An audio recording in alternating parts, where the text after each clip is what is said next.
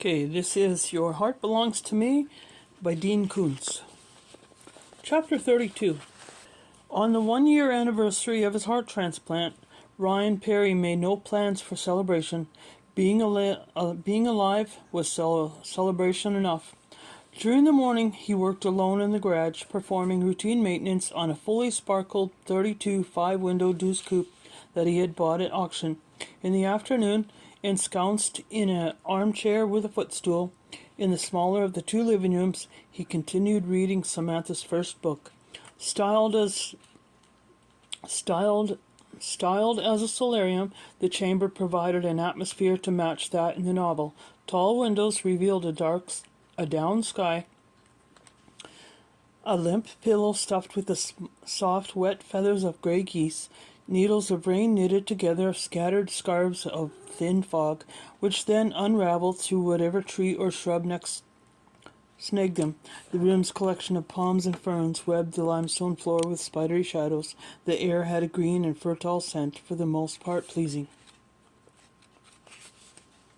although from time to time there arose a faint, fetid odor of what might have been decomposing moss or root rot, which always curiously to be detectable only when he read the passages that in particular disturbed him. She had infused the novel with quiet humor, and one of her central subjects proved to be love, as he had intuited when he left a long message on her voicemail before his transplant surgery. Yet in the weave of the narrative were solemn threads, somber threads, and the entire garment she had sewn seemed darker than the materials from which he had made it.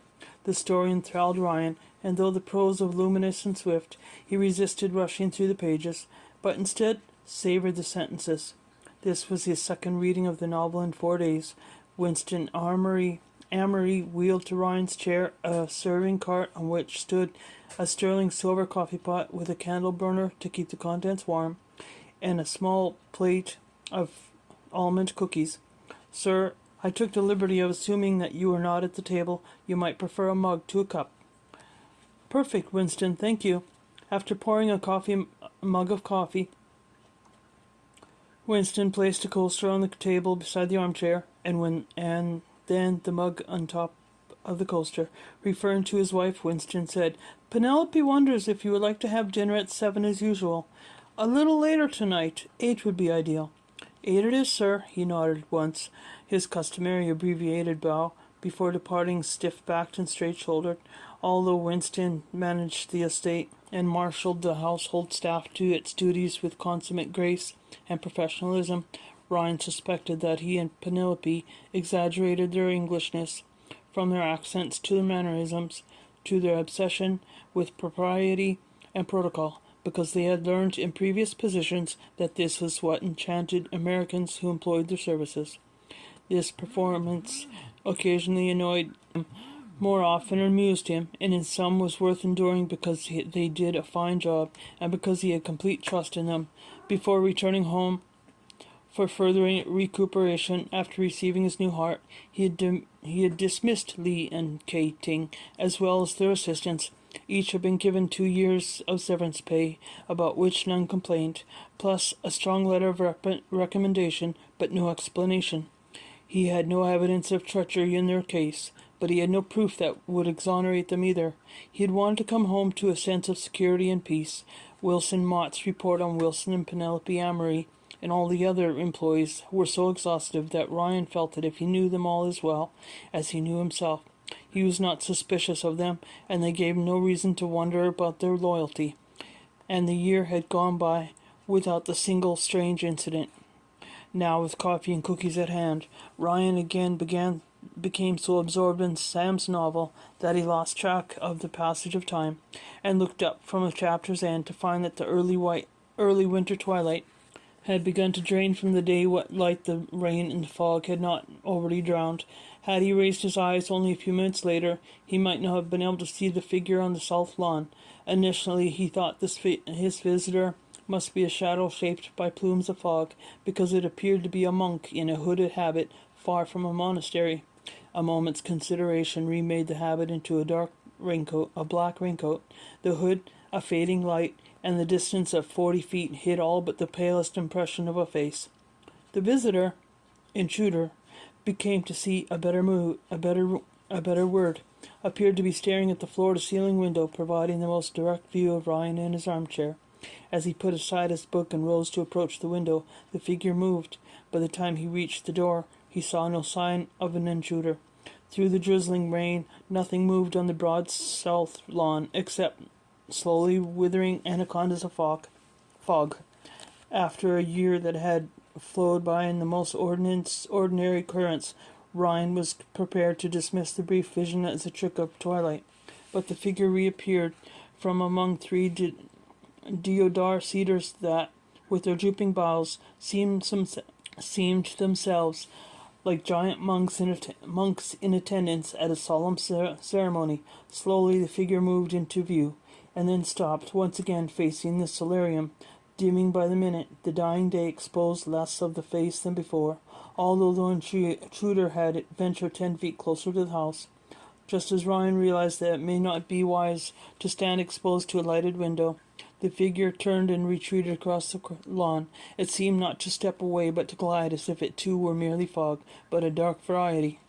The murk of dust and mist and rain soon fluttered into night. The intruder did not reappear. The landscaping staff received full pay for rain days, but did not report to work.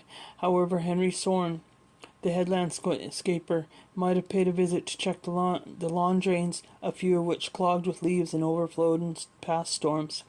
Not Henry Sorn, the stature of the figure, the gracefulness with which it moved in the cumbersome coat, as well as something about the attitude in which it stood facing the window, convinced Ryan that this intruder had been a woman. Penelope Amory and her assistant Jordana was the only women on the household staff. Neither of them had any reason to be inspecting the lawns, and neither seemed to be the type to fancy a rainy day walk. The grounds were walled, the motorized bronze gates locked automatically when you passed through them, and could not be left unlatched accidentally. Neither the walls nor the gates could be easily scaled, although the two walking gates featured electronic locks that could be released either from within the house or by the inputting of a code in the exterior keypads. The driveway gate could be opened also with a remote control. Only one person, other than the staff, had ever possessed a remote. Standing at the solarium window, now seeing nothing but its reflection painted on the night-blackened glass, Ryan whispered, "Samantha?"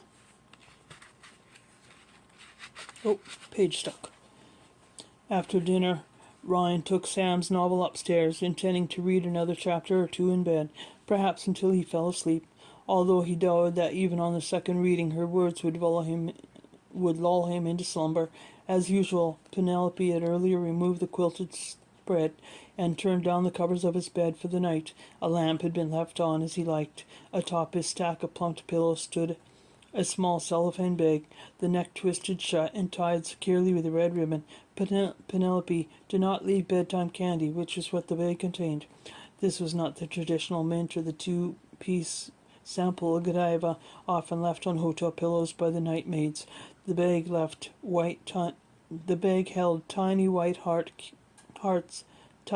tiny white candy hearts with brief romantic declarations printed in red on one side of them, a confection sold only during the lead-up to Valentine's Day, which was less than a month away. Bemused, Ryan turned the crackling bag over in his hand. He noticed that all the candy messages visible to him were the same. "Be mine."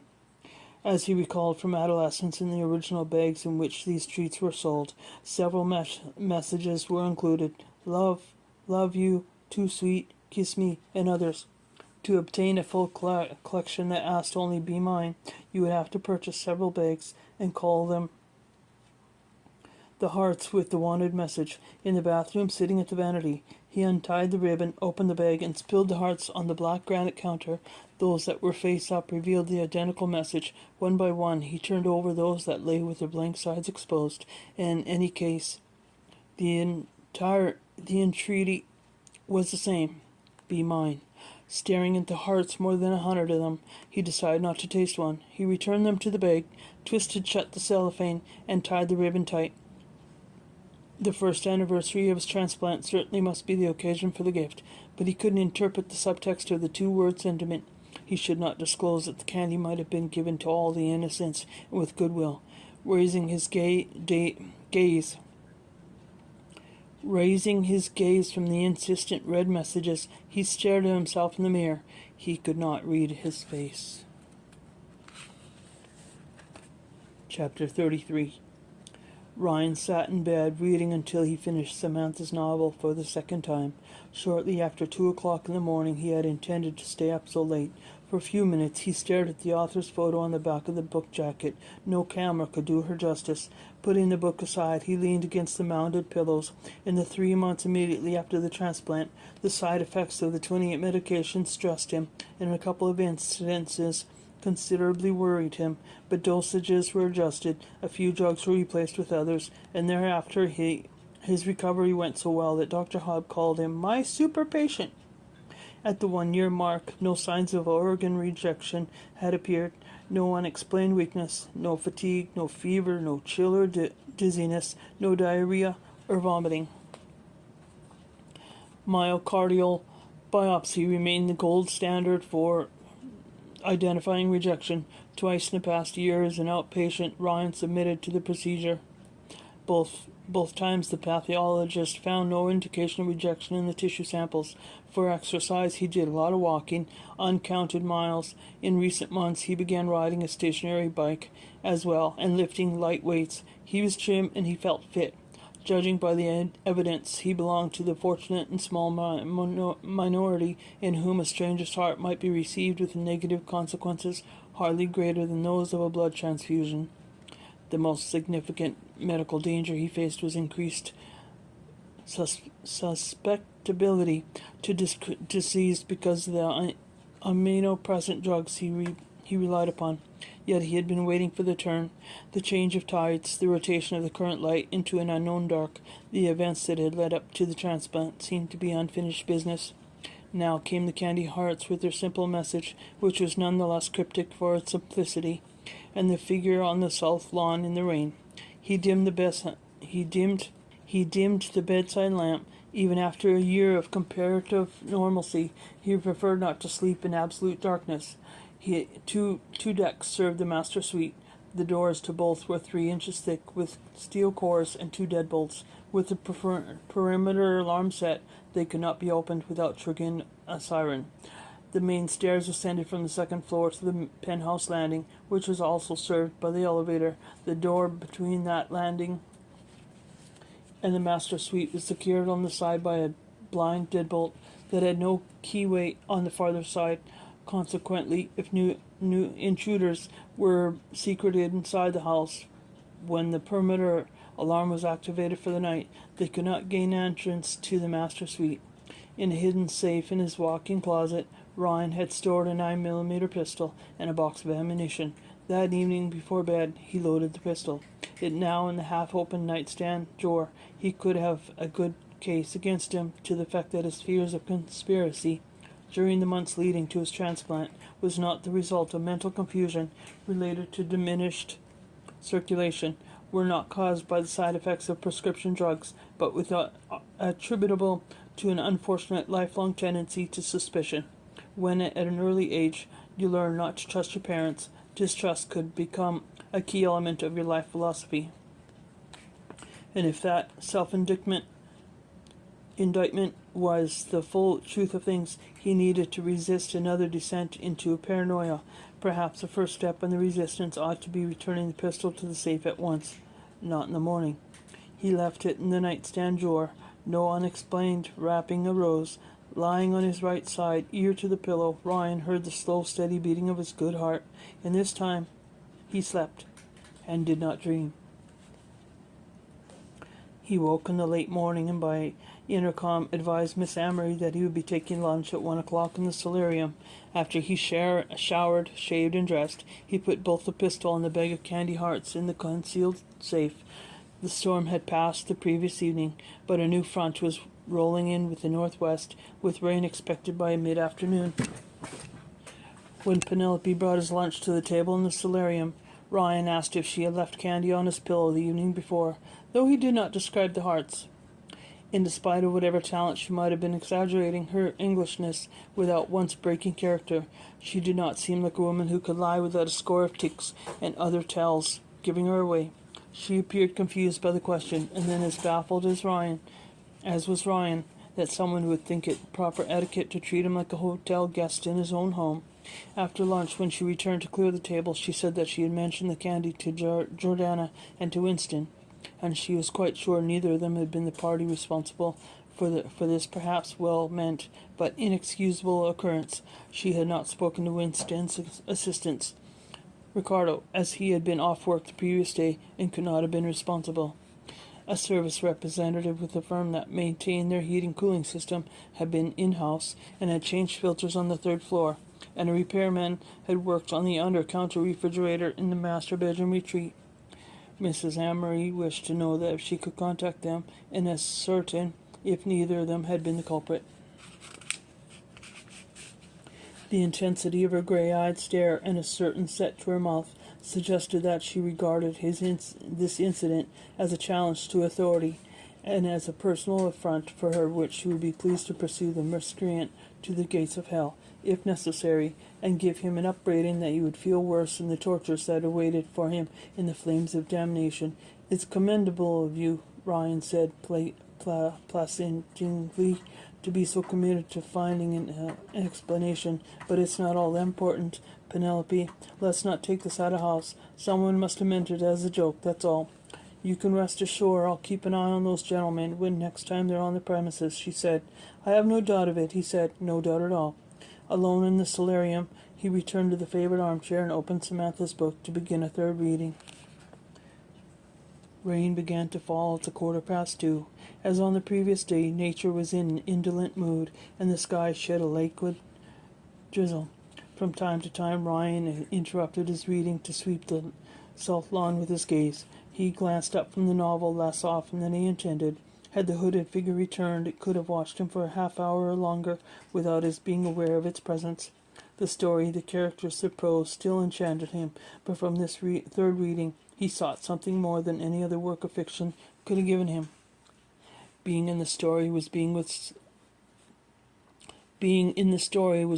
Samantha, hearing her voice, to which he counted as both a joy and a sadness.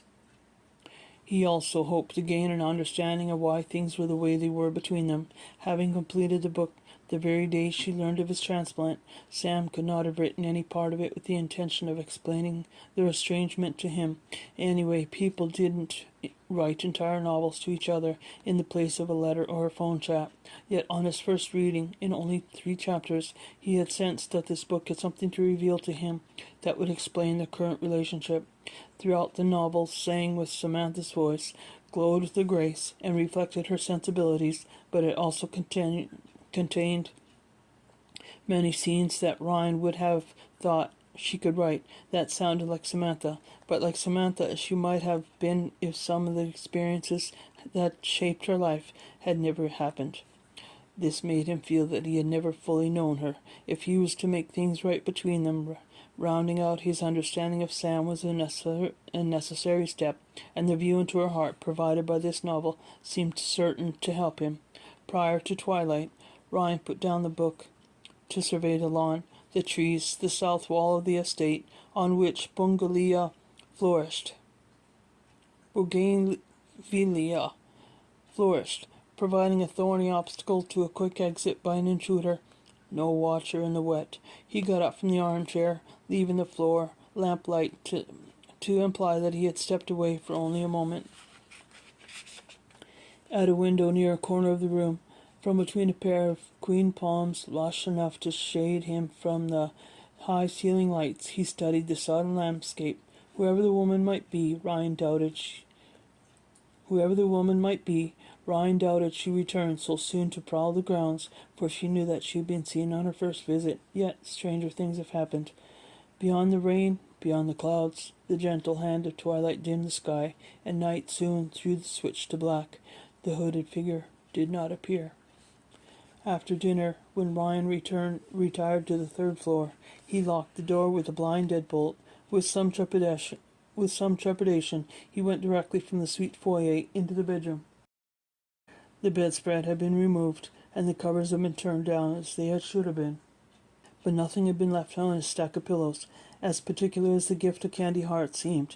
Nevertheless, Ryan felt foolish for expecting that it might represent the beginning of a new series of mysterious incidences that would send him spiraling into a whirlpool of irrationality like the one in which he had found himself more than a year ago.